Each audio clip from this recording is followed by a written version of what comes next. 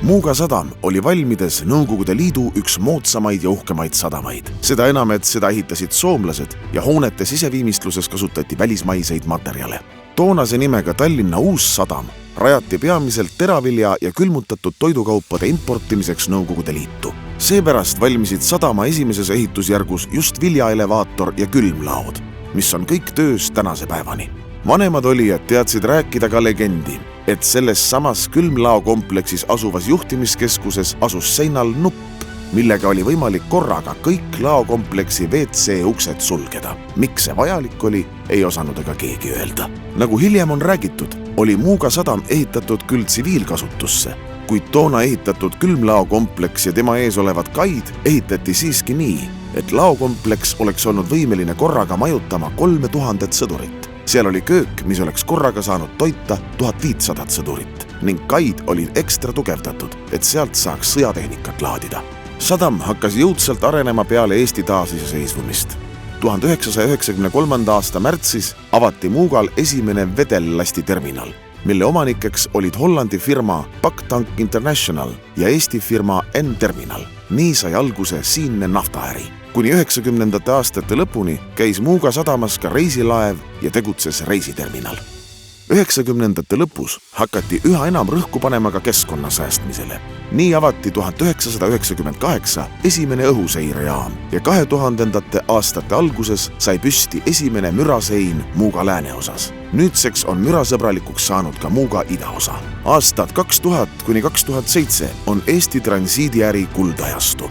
Enamike Muuga sadama terminalide areng ja rajamistööd jäävad sellesse aega. Üheks olulisemaks verstapostiks on kindlasti vedellastiterminalide edaspidine areng ja uute süvakaide rajamine tankerite sildumiseks, väetiseterminali DBT rajamine ning konteinerterminali laiendused. Rekordaastal 2006 käitles aktsiaselts Tallinna Sadam 41,3 miljonit tonni kaupu. Kogu sellest mahust liikus läbi Muuga sadama ligi 90%. Muuga sadama areng on olnud suures pildis väga kiire, kuid teadaolevalt on konkurents Läänemere idakalda sadamate vahel tuline ning juba saavutatud edu võib kergesti käest libiseda, kui aja ja turu nõudlustega tihedalt kaasas ei käida. Võrreldes paljude konkurentidega on Muuga sadam õnnelikumas olukorras, kuna sadamal on täna veel ruumi laienemiseks nii mere kui maa poole ning seda kaudu suuremate kaubamahtude teenindamiseks. Tänapäeval on Muuga sadam oma sügavuse ja kaasaegsete terminalidega üks moodsamaid sadamaid Euroopas. Territooriumi suurus on 524,2 hektarit ning akvatoorium 752 hektarit. Suurim sügavus kaide ääres ulatub 18 meetrini, mis võimaldab teenindada kõiki Taani väinu läbivaid laevu. Muuga sadamas on 29 kaid, mille kogupikkus on üle 6 kilomeetri. Muuga sadamas saab silduda kuni 300 meetri pikkune alus. Muuga sadama kaubakäive moodustab umbes 50% kogu Eestit läbivate transiitkaupade mahust.